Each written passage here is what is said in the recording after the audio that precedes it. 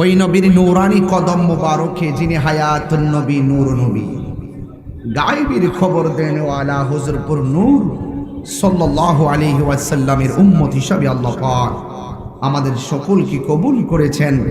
এই জন্য শুকরিয়া তো আবারও পড়ুন আলহামদুলিল্লাহ। ভাইরা আমার, আমি এক ঝাঁক কোরআনের পাখির মাথায় পাগড়ি পরিয়েছি। আল্লাহ পাক তাদের সিনাকে লাউহে মাহফুজের আয়না বানিয়েছেন। এভাবেই আল্লাহ পাক কোরআনকে হেফাজত করবেন। ইন্না নাহনু নাযালনা যিকরা ওয়া ইন্না লাহু লাহাফিজুন। আল্লাহ বলছেন, নিশ্চয়ই আমি কোরআনকে নাজিল করেছি, এই কোরআন হেফাজতের দায়িত্ব আমি আল্লাহর কাছে রেখে দিয়েছি। বলুন না সুবহানাল্লাহ। 7টি পদ্ধতির মাধ্যমে আমার নবীর উপরে কোরআনটা নাজিল হয়েছে। সুদীর্ঘ 23 বছরে অবস্থার পরিপ্রেক্ষিতে এই কোরআনটি নাজিল হয়েছে। এই কোরআন এমন একটি গ্রন্থ যেই কোরআনের মাঝে চুল পরিমাণ কোনো সন্দেহ, যালিকাল কিতাবু লা রাইবা ফীহি হুদাল লিল মুত্তাকিন। এই কোরআন এমন একটি গ্রন্থ যার মাঝে কোনো সন্দেহ নাই। লা শাক্কা বলা হয় নাই, লা রাইবা বলা হয়েছে। শকের মাঝে ডান বাম হতে পারে, কিন্তু রাইবুনির মধ্যে কোনো এদিক সেদিক নাই। এখানে জালিকা বলা হয়েছে, হাজা বলা হয় নাই। জালিকা মানে হলো এই কিতাবটা, যেই কিতাবটা উমেদনগরে আছে, যেই কিতাবটা বাংলাদেশে আছে, যেই কিতাবটা পৃথিবীর জমিনে রয়েছে, সেটা হলো একটা ফটোকপি। এই কোরআন আসলে একটি জায়গায় মোহরাঙ্কিত, এই কোরআনটা আসলে একটা জায়গায় অঙ্কিত, এই কোরআনটা আসলে একটি জায়গায় সংরক্ষিত, এই কোরআনটা আসলে একটি জায়গায় সংযোজিত। সেই জায়গাটার নাম হলো লাউহে মাহফুজ। বলুন না সুবহানাল্লাহ। বাল হুয়া কুরআনুম মাজিদ ফি লাউহিন মাহফুজ। সেখান থেকে এই কোরআন রাসূল পাকের সিনায় আল্লাহ পাক ঢেলে দিয়েছেন। এই কোরআনে এত পাওয়ার, পাহাড় এই কোরআন নিতে রাজি নয়, পাহাড় থরথর করে কাঁপে। এত ভারী কোরআন, এত পাওয়ারফুল কোরআন। লাউ আনজালনা হাযাল কুরআন আলা জাবালিন লারাআইতাহু খাশিআন মুতাসাদ্দিআন মিন খাশিয়াতিল্লাহ ওয়া তিলকাল আমসালু নাদরিবুহা লিন-নাসি লাআল্লাহুম ইয়াতাফাক্কারুন। পাহাড় থরথর করে আল্লাহর ভয়ে কেঁপে উঠেছে। আর সেই কোরআন যখন আমার নবীর সিনায় আল্লাহ ঢেলে দিয়েছেন, সে কোন জায়গায়? সেই জায়গাটা হলো জাবালে নূর, যেই জায়গায় উঠতে আমার সময় লাগছিল বাংলাদেশ টাইম 2.5 ঘন্টা। 2.5 ঘন্টা লেগেছিল সেই পাহাড়ে উঠতে। 2 বোতল পানি শেষ হয়েছে। 2.5 ঘন্টায় উপরে উঠার পর কিছুক্ষণ বসছি, বসার পরে আবার সিঁড়ি দিয়ে নিচে নামছি। ওই জায়গার নাম গারে হেরা, নির্জন একটি জায়গা, যেই জায়গাটি বড় বড় পাথর দিয়ে এমন করে আটকে রাখা হয়েছে। মাঝে মাঝে কিছু ছিদ্র আছে, খুব বাতাস ঢুকে ভিতরে। সেই জায়গায় রাসূল যখন অবস্থান করছিলেন, আল্লাহ পাক ওই জায়গাতে সূরা আলাকের 5টি আয়াত নবীর উপরে নাজিল করেছে। এত ভয়ঙ্কর রাস্তা। এখন তো পাকিস্তানিরা অনেক রাস্তা করে দিয়েছে, সিঁড়ি করে দেওয়ার পরও যান চলে না। আর সেই রাস্তা ছাড়া কিভাবে আমার রাসূল সেখানে উঠেছেন? আর ওই জায়গায় টাইমে টাইমে আমার নবীর মানসিক প্রশান্তির নাম আম্মা জান খাদিজাতুল কুবরা রাদিয়াল্লাহু তাআলা আনহা, তিনি টাইমে টাইমে রাসূলুল্লাহর জন্য খাবার নিয়ে যেতেন। এই পৃথিবীতে স্বয়ং আল্লাহ একজন নারীকে সালাম দিয়েছেন, তিনি হলেন হযরতে খাদিজাতুল কুবরা। দিনের এক করুণ প্রেক্ষাপট ঘিরে জান মাল দিয়ে আল্লাহর হাবিব সাল্লাল্লাহু আলাইহি ওয়াসাল্লামের এমন মানসিক প্রশান্তি তিনি দিয়েছেন, জানে মালে সব কিছু নবীর প্রেমে উজাড় করে দিয়েছেন হকের জন্য। পাঁচটা আয়াত যখন নবীর উপরে নাজিল হয়েছে, আল্লাহর হাবিবের কপাল মুবারক, সের মুবারক ঘামতেছিল। পসিনা মুবারকের ফোঁটাগুলো কপালের মধ্যে ফুটে উঠেছে। খাদিজাতুল কুবরা রাদিয়াল্লাহু তাআলা আনহা বলেন, আমি দেখতেছি রাসূল পাকের সেই ফোঁটা মুবারকগুলো মনি মুক্তার মতন চিকচিক করতেছে। আল্লাহর হাবিব বলেন, ইয়া খাদিজাতুল কুবরা জাম্মিলুনি জাম্মিলুনি, আমাকে কম্বল দিয়া জড়ায়া ধরো। আমার নবী, আপনার নবী বলেন, আমার একটু জ্বর জ্বর ভাব লাগতেছে। আসমানি কিতাব আমার উপরে নাজিল হয়েছে, আমার একটু জ্বর জ্বর ভাব লাগতেছে। খাদিজাতুল কুবরা রাদিয়াল্লাহু তাআলা আনহা আল্লাহর হাবিবকে বললেন, ইয়া রাসূলুল্লাহ, ইয়া হাবিবাল্লাহ, আপনি টেনশন করবেন না, আপনাকে আল্লাহ রাব্বুল আলামিন বিপদে ফেলবেন না, কারণ আল্লাহ রাব্বুল আলামিন আপনাকে ভালোবাসেন। আর আপনার একটা বড় গুণ হলো আপনি মানুষকে ভালোবাসেন। আপনি মানুষকে ভালোবাসেন। Humanity is the very important element for our life. রাসূলের কাছে অন্য ধর্মের মানুষ আসলেও তিনি এমন ভাবে প্রেজেন্টেশন করতেন, জোর করে রাসূল চিনাইতে হয় নাই। রাসূল পাকের ব্যবহারে মুগ্ধ হয়ে বহুত কাফের মুসলমান হয়ে গেছে। যুবক ভাইরা আমার, আপনাকেই বলছি, বোঝার জন্য বলছি রাসূলুল্লাহর আদর্শ কি। আমার যুবক ভাইরা, আমার মুরব্বি বাবারা, আল্লাহর হাবিবের উপরে কোরআন নাজিল হয়েছে। এই কোরআন আল্লাহ বলেন, ইন্না আনসালনাহু ফি লাইলাতিল কদর, নিশ্চয় আমি আল্লাহ রাব্বুল আলামিন কোরআনটাকে লাইলাতুল কদরের রাতে নাজিল করেছি। এক এক জায়গায় আল্লাহ রাব্বুল আলামিন এক এক ভাবে কোরআনের নাজিলের প্রেক্ষাপট উল্লেখ করে দিয়েছেন। শাহরু রমাদান আল্লাযী উনসিলা ফীহিল কুরআন। আমার যুবক ভাইরা, আল্লাহর হাবিবের উপর যখন কোরআন নাজিল হলো, যেই কাফেররা আমার নবীকে আল আমিন বলেছে, কোরআন যখন নাজিল হয়েছে আমার নবী বলেন, এ কাফেররা, দুনিয়ার মানুষেরা, আমার আল্লাহ তোমাদেরকে কিভাবে চলতে হবে এই জন্য আমার উপর একটা সংবিধান নাজিল করেছেন। আপনারা জবান খুলে বলেন, সেই সংবিধানের নাম কি? কোরআন। এই কোরআনের মাদ্রাসা আজকে আপনারা এসেছেন। The Holy Quran is the constitution of human life. এই কোরআনটা হলো তোমার আমার সংবিধান। আজকে যেই সমস্ত হাফেজ ছেলেরা মাথার মধ্যে সাদা পাগড়ি নিয়েছে, কোরআনে হাফেজ হওয়ার কারণে তাদের মাথায় পাগড়ি পরিয়ে দেওয়া হয়েছে। মনে রাখবেন, এই ছেলেগুলার মূল্য অনেক বেশি। আজকে আপনারা যতটুকু খুশি হয়েছেন, তার মা বাবা তার চাইতে আরো কোটি গুণ বেশি খুশি হয়েছে। আমার পোলাটার আমি গর্বে ধারণ করেছি, কোরআনে হাফেজ বানাবো। অনেক শখ কইরা হযরতে শাহজালাল রহমাতুল্লাহ আলাইহি হাফিজিয়া মাদ্রাসা উমেদনগর, এই উমেদনগর মাদ্রাসায় দিয়ে দিয়েছেন। উস্তাদদেরকে ধন্যবাদ জানাই, শিক্ষকদেরকে ধন্যবাদ জানাই, যারা শেষ রজনীতে এই এলাকাকে ছাত্রদের জবান নিঃসৃত কোরআন তেলাওয়াত দ্বারা আলোকিত করেছেন। উস্তাদগুলো জান প্রাণ দিয়ে এদেরকে হাফেজ বানিয়েছেন।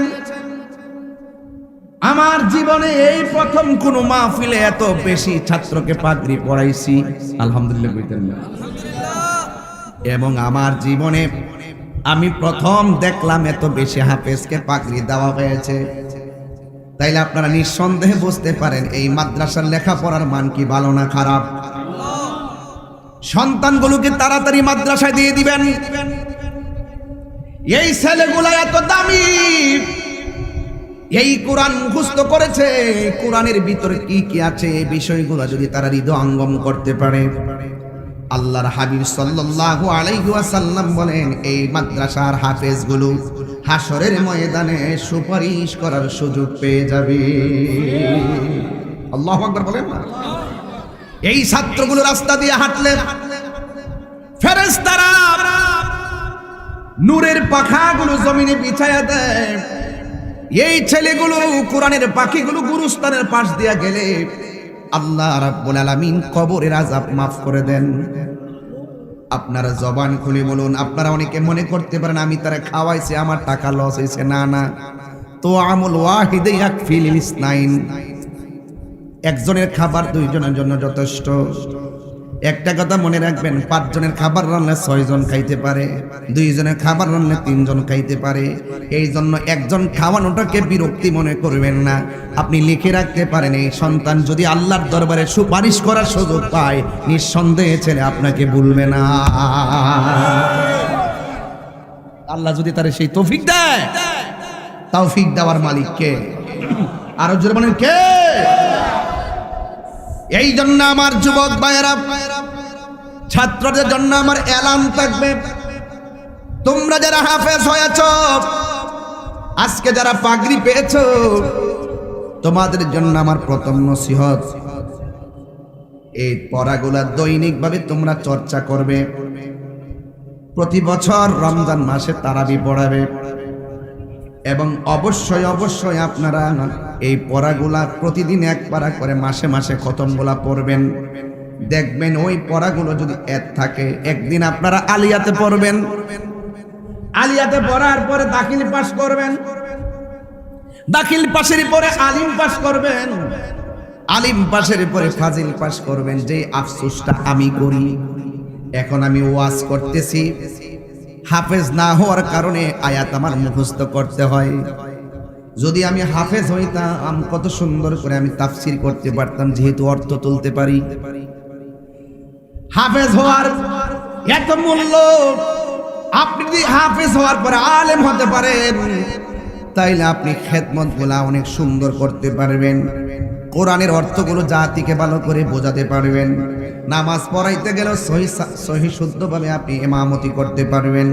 আপনারা জবান খুলে বলেন, কোরআন যার সিনার মধ্যে আছে ওই মানুষটার দাম কম না বেশি? কোরআনের সুর মাঝে শুনেছি যে নাম, আজানের সুর মাঝে শুনেছি ও নাম আমি। কোরআনের সুর মাঝে নাম, আজানের সুর মাঝে শুনেছি ও নাম।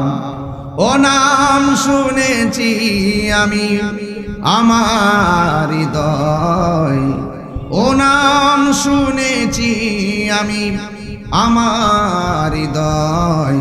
হে রাসূল নাবিজি তোমায়, হে রাসূল নাবিজি তোমায়। সুবহানাল্লাহ বলবেন না? আরশের বুকে লেখা ও মধুর নাম, তামাম আলম কুল জানায় সালাম। ঠিক না? আরশের বুকে লেখা ও মধুর নাম, তামাম আলম কুল জানায় সালাম। ব্যতীত মানবতা খুঁজে ফিরে হায়, ব্যতীত মানবতা খুঁজে ফিরে হায়। হে রাসূল নাবিজি তোমায়, হে রাসূল নাবিজি তোমায় আমি। কোরআনের সুর মাঝে শুনেছি যে নাম, আজানের সুর মাঝে শুনেছি ও নাম। আল্লাহর হাবিব বলেন, কোরআন হলো কার কালাম? কারণ আমার নবী তো নিজের মন গড়া কোনো বানায়া কথা বলে না। আল্লাহ রাব্বুল আলামিন কোরআনে বলেছেন ওয়ামা ইয়ানতিকু আনিল হাওয়া ইন হুয়া ইল্লা ওয়াহিয়ুন ইউহা।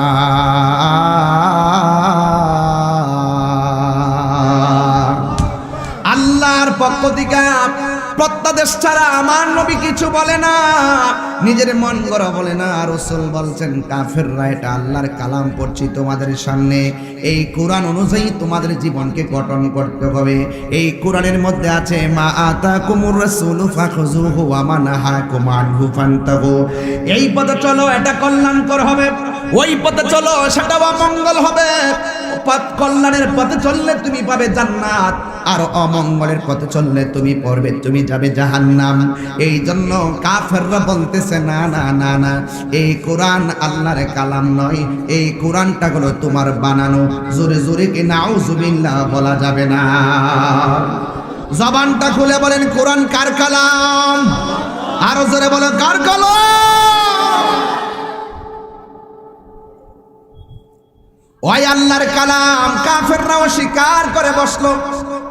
আল্লাহর হাবিব বলে না না আমি বানায়া বলছি না, কোরআন আল্লাহর কালাম। কাফেররা বলে না সেটা তোমার বানানো, আমরা জীবন দিব কিন্তু বাপদাদার ধর্মের উপরে চুনকালি মাখবো না। এবার আমার নবী বলেন আমার কাজ হলো দাওয়াত দেওয়া, গ্রহণ করা তোমাদের ব্যাপার, কিন্তু মনে রেখো আমার কথা না মানলে, কোরআনের কথা না মানলে হিসাব নিবেন একজন। জবান খুলে বলুন তিনি কে? ইন্নাহু হুয়া ইউবদিউ ওয়া ইউঈদ, যিনি হিসাব নিবেন তিনি তোমার শুরুর মালিক, তিনি তোমার শেষের মালিক। কিন্তু ওরা সব অস্বীকার করে বসলো, এই বাপদাদার ধর্মের উপরে আমরা চুনকালি মাখবো না। এরপরে আল্লাহ রাব্বুল আলামিন এইভাবে কোরআন নাজিল করার পরে কাফেররা মানে না। শেষ পর্যন্ত আল্লাহ রাব্বুল আলামিন আমার নবীর জবান মোবারকে কাফেরদেরকে চ্যালেঞ্জ ঘোষণা করলেন। মাঝে মাঝে সুন্নিরা বাহাসের ডাক দেয় কেন? যখন কেউ মানে না তাদের সামনে বাহাসের ডাক দেয়। কথা ঠিক কিনা? এটা আমার আল্লাহ শিখাইছে। ওরা যখন বলতেছে কোরআনটা বানানো, আল্লাহ ডাক দিয়া কয় কি ওয়া ইন কুনতুম ফি রাইবিম মিম্মা নাযালনা আলা আবদিনা ফাতু বিসূরাতিন মিন মিসলিহি ওয়াদউ শুহাদাআকুম মিন দুনিল্লাহি ইন কুনতুম সাদিকিন। আল্লাহ রাব্বুল আলামিন বলেন, এই সাউন্ডটা শীষ ধরে আছে, বুঝেন না মিষ্টি সুর কোনটা? আমার যুবক ভাইয়েরা, আল্লাহ রাব্বুল আলামিন এখন ঠিক আছে। যুবক ভাইয়েরা, আল্লাহ রাব্বুল আলামিন নবীর জবান দিয়া কাফেরদেরকে জানাইতেছে বন্ধু আপনি বলুন, যদি তারা কোরআন নিয়ে সন্দেহ করে কোরআনের সূরার মতো যেন তারা একটা সূরা বানায় নিয়ে আসে। আমি আল্লাহ ছাড়া তারা যেন সাক্ষী ডাকে। ও বন্ধু, তাদেরকে আপনি বলে দেন তোমরা তোমাদের নারী থেকে নারী নিয়ে আসবা, পুরুষ থেকে পুরুষ নিয়ে আসবা, সন্তান থেকে সন্তান নিয়ে আসবা। আল্লাহু আকবার কর না কেন? আল্লাহর হাবিব তাদেরকে বললেন আসো বাহাস হবে, তোমরা সত্যবাদী বলে তোমরা সাক্ষী নিয়ে আসো, আমিও আমার পক্ষ থেকে নারী নিয়ে আসবো, সন্তান নিয়ে আসবো। এবার কাফেররা রাজি, নবী রাজি হয়ে গেল, দুই দল রাজি। এবার এমন একটা ময়দানে যাবে যেখানে দুইজন প্রমাণ করবে। কাফেররা প্রমাণ করবে কোরআনটা মানুষের বানানো, আর আমার নবী প্রমাণ করবে কোরআনটা আল্লাহর কালাম। শেষ পর্যন্ত আবার এটাও ঘোষণা করছে যদি তোমরা দাবিতে সত্যবাদী হয়ে থাকো তোমরা আমার অভিশাপ দিবা, যদি আমি মিথ্যাবাদী হয়ে আমি জ্বলে যাব, আর আমি তোমাদেরকে দিব তোমরা জ্বলে যাবে। এক একজনের ভিতরে এক একভাবে সবাইকে আহ্বান করা হলো। কাফেররা নবীর সামনে যাবে, কিন্তু মনের ভিতরে একটা ভয় আছে, কারণ আমার নবী বলেন আল্লাহ আমারে 6টা মর্যাদা দিয়েছেন, পৃথিবীর কোনো নবী রাসূলকে সেই 6টা মর্যাদা দেয় নাই। এর মধ্যে একটা মর্যাদা হলো ওয়ানুসিরিতু বিররুবে, আল্লাহ আমার মাঝে এমন একটা ভীতি দিয়েছেন কাফেরদের জন্য, 1 মাসের রাস্তা দূরে থাকলে তাদের অন্তরে ভয় ঢুকে যায়, তো নবীরে মারা যাবে না। কথা কোন ঠিক কিনা? ভিতরে একটা ভয় ঢুকে যেত। এরপরে কাফেররা আসলো। এবার আমার নবী বলে তোমরা প্রমাণ করো কোরআনটা মানুষের বানানো। কাফেররা বলে না না, আপনি প্রমাণ করেন কোরআনটা আল্লাহর কালাম। এরপরে আমার নবী কোরআনটা প্রমাণ করতে যাইয়া বড় কোনো সূরা পড়ে নাই। আমার নবী আগেই বলে রাখছে খবরদার কোনো বাংলা গদ্য পদ্যের মতো হলে চলবে না, এমন ভাবে বানাইতে হবে যেটা দুনিয়া এবং আখিরাতের অর্থ বহন করে। জোরে জোরে কোন সুবহানাল্লাহ। যুবক ভাইয়ের আমার, এরপরে আমার নবী বাহাসের ময়দানে কোরআনের মধ্যে সবচাইতে বড় সূরার নাম সূরা বাকারা, আর সবচাইতে ছোট সূরার নাম সূরা কাউসার। আমার নবী বড় কোন সূরা বাহাসের ময়দানে পড়ে নাই, এমন একটা সূরা পড়েছেন একদম ছোট্ট সূরা। ওই সূরাটা হলো, আমার সাথে পড়েন, ইন্না আ'তাইনাকাল কাউসার ফাসাল্লি লিরাব্বিকা ওয়ানহার ইন্না শানিআকা হুয়াল আবতার। আল্লাহ রাব্বুল আলামিনের হাবিব এই সূরাটা যখন তেলাওয়াত করেছেন, এটা এমন একটা সূরা, আরে হাউজে কাউসারে খালেক হলো আমার আল্লাহ, মালিক বানিয়ে দিছে আমার নবীরে। আর হাউজে কাউসারটা এমন একটা কাউসার, যেই হাউজে কাউসারের নদীর মাটিগুলো আমার আল্লাহ বানাইছে মেশকে আম্বর দিয়া। ওই নদীর পানিগুলা দেখতে দুধের চাইতে সাদা, ওই পানিটা পান করলে মধুর চাইতে মিষ্টি, ওই পানিটা বরফের চাইতে স্বচ্ছ। যুবক ভাইয়ের আমার, ওই নদীর মধ্যে আল্লাহ ঢেউ বানাইছে, এই ঢেউ বানাইছে আমার আল্লাহ মণি মুক্তা দিয়া। ওই নদীর দুইটা পার বানাইছে আমার আল্লাহ স্বর্ণ মুদ্রা দিয়া। আর ওই নদীর পানি যদি কেউ এক ফোঁটা পান করে রে উমদ নগরের বাবা, ও আমার হবিগঞ্জের বাবা, এ আমার শাস্তাগঞ্জের বন্ধু বানিয়া ছঙ্গের বাবা, ওই পানি যদি কেউ এক ফোঁটা পান করে, তার জিন্দেগিতে আর পানি তৃষ্ণা লাগবে না। এই পানির খালেক হইল আমার আল্লাহ, মালিক হইল আমার নবী। আল্লাহ বলে, ও বন্ধু, ইন্না আ'তাইনাকাল কাউসার, নিশ্চয় আমি আল্লাহ আপনাকে হাউজে কাউসারটা দান করেছি। সাকাহুম রাব্বুহুম শারাবান তুহুরা, এটা এমন একটা পানি যেই দিন আল্লাহর ছায়া সারা কোনো ছায়া থাকবে না। হাত তুলে কর আল্লাহু আকবার। যেই দিন মানুষ নিজের ঘামে নিজেরা সাঁতার কাটবে, নিচের মাটি থাকবে তামা, সুরমার কাঠের সমান উপরে থাকবে সূর্য, সূর্যের তাপে যেদিন মাথার খুলিটা উড়ে যাবে, মাথার মগজগুলা যেই দিন বাতের বারের মতো টকবক করে পড়বে। আর আনাস রাদিয়াল্লাহু তাআলা আনহু বলেন, ইয়া রাসূলুল্লাহ, আপনি কি আমাকে হাসরের মাঠে সুপারিশ করবেন? আমার নবী বলে, হ্যাঁ করব। ইয়া রাসূলুল্লাহ, আপনাকে আমি কোথায় পাবো? আমার নবী বলে, তুমি আমাকে মিজানের পাল্লাই পাবে। ইয়া রাসূলুল্লাহ, ফাইল্লাম আলকাকা, ইয়া রাসূলুল্লাহ, ওই জায়গায় যদি আপনাকে না পাই, আমার নবী বলে, তুমি আমাকে পুলসিরাতের গোড়ার মধ্যে পাবে। ফাইল্লাম আলকাকা, ইয়া রাসূলুল্লাহ, ওই জায়গায় যদি আপনাকে না পাই, আমার নবী বলে, তুমি আমাকে হাউজে কাউসারের গোড়ায় পাবে।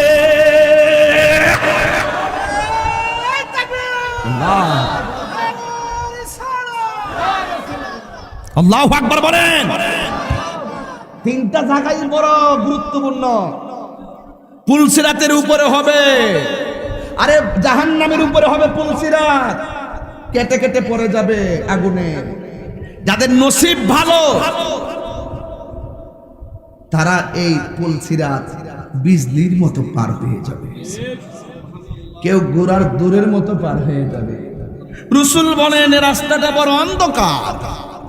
যারা আমার উপরে মহব্বতের দরুদ শরীফ পড়বে, আল্লাহ পাক সেই অন্ধকার দূর করে পুলসিরাতের অন্ধকারাচ্ছন্ন রাস্তাকে আলোকিত করে দিবে। তুমি মোদের আশার আলো। আমার ছেলেগুলা অনেকে আসছে, না গেলে ওরা কষ্ট পাবে। এই ছেলেগুলার জন্য দিতে হবে কিছু খাওয়ান। কথা করো, ঠিক না বেটি? তুমি মোদের আশার আলো, সবাই তুমি মোদের আশার আলো, তাই তো তোমায় বাসি ভালো, তুমি মোদের আশার আলো। এ ছেলেরা হাত তুলো তো দেখি, পতাকা উড়া দাও, পতাকা বানাই দাও, পতাকা। আহা তুমি মোদের আশার আলো, তাই তো তোমায় আর হৃদয় নামের ফুলদানিতে, হৃদয় না গেতে রেখেছি প্রেমের মালা। ইয়া রাসূলুল্লাহ ইয়া হাবিবাল্লাহ ইয়া রাসূল ইয়া হাবিবাল্লাহ ইয়া রাসূলুল্লাহ, তুমি জীবন তুমি মরণ, আধার ঘরে তুমি আপন, তুমি জীবন তুমি মরণ, আধার ঘরে তুমি মোদের পাড়ের তরি, তুমি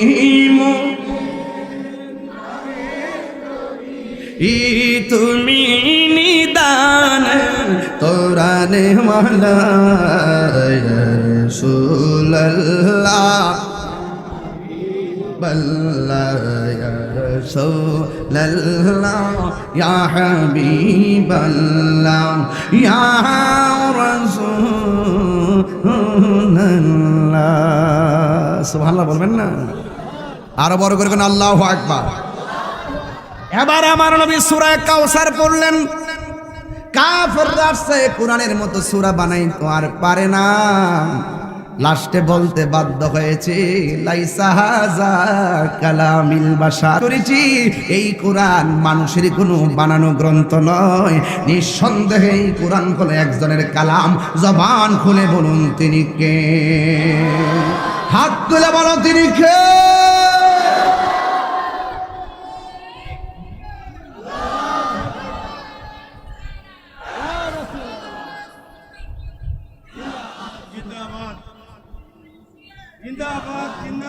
বোঝা গেল কোরআন বিদ্বেষীদের ইতিহাস হলো হেরে যাওয়ার ইতিহাস, কোরআন প্রেমিকদের ইতিহাস হলো বিজয়ের ইতিহাস।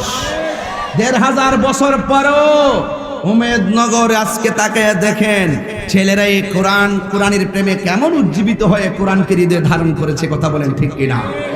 অনেকে বলে অমুক সেলিব্রিটি, অনেকে বলে অমুক সেলিব্রিটি, অনেকে বলে অমুক সেলিব্রিটি। আমি বলি সবচাইতে বড় সেলিব্রিটি কোরআনে হাফেজ। হাত তুলে বলো ঠিক কিনা বলো।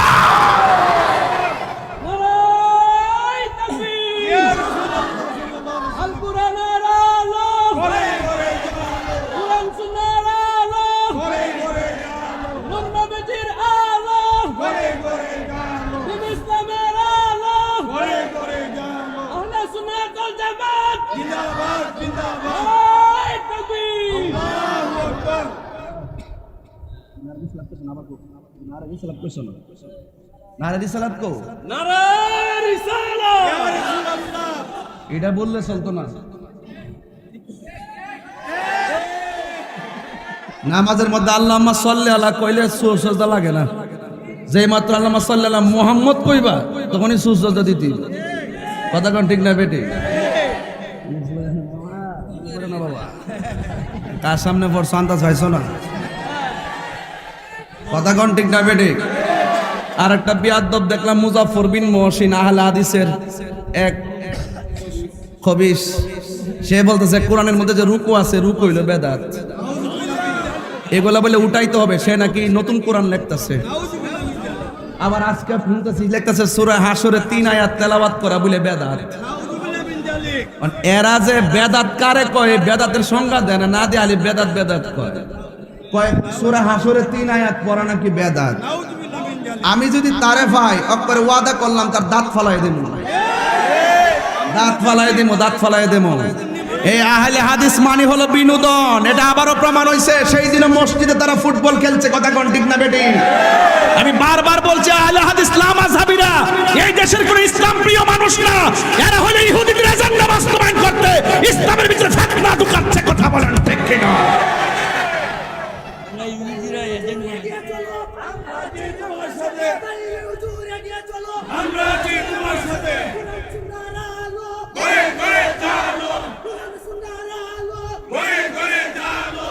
আল্লাহু আকবার গণ। কয়েকদিন আগে বলছে সবে বরাতের রাত্রে ইবাদত করার চাইতে বেশ্যাখানায় থাকা ভালো। এর নাম হলো আকরামুজ্জামান। এটার ভিতরে কোনো সুরত নাই, বাইরেও সুরত নাই। আবার এই রমজান মাস আসার পরে এই আব্দুর রাজ্জাক বিন ইউসুফ সেই তো বললো নাকি রমজান মুজাফর বিন মহসিন বলল লাইলাতুল কদর রাত্রে ইবাদত করার চাইতে মূর্তির পূজা করা ভালো। তো আমার দেশের হবিগঞ্জের পোলাপান অনেকগুলো আছে, এদের পিছনে আবার ঘুরে আছে কিনা অনেকে, এদেরকে প্রমোট করে এখানে মাদ্রাসা বানাইতে চায়, মসজিদ বানাইতে চায়, আবার নাম দিতে চায় আহলে হাদিস জামে মসজিদ, নাম দিতে চাই কি চাই না? আছে নাকি? বানাইছে। আচ্ছা, ওরা যদি কোনো মাসালা নিয়ে ওরা জানিয়ে বিভক্তি করতে চায়, আমি তাহির হুজুর আসি তো, এদের মসজিদে গোবেন যে তারাবি যে তোমরা 20 বল, আমরা লোকে বসো। তোমরা যে বলো শবে বরাত বেদাত, আমরা লোকে বসো, আমরা প্রমাণ করবো শবে বরাত বেদাত না, এটা ইবাদতের রাত। কথা কোন ঠিক কিনা? লাইলাতুল কদরের রাত এটা বেদাতের রাত না, ইবাদতের রাত। সূরা হাসর তেলাওয়াত করা বেদাত নয়। সূরা হাসর যারা সকাল এবং সন্ধ্যা ফজরের পর মাগরিবের পর যারা তেলাওয়াত করবে ৭০,০০০ ফেরেশতা তাদের গুনাহ মাফ চাইতে থাকে। কথা বলেন ঠিক কিনা? বলেন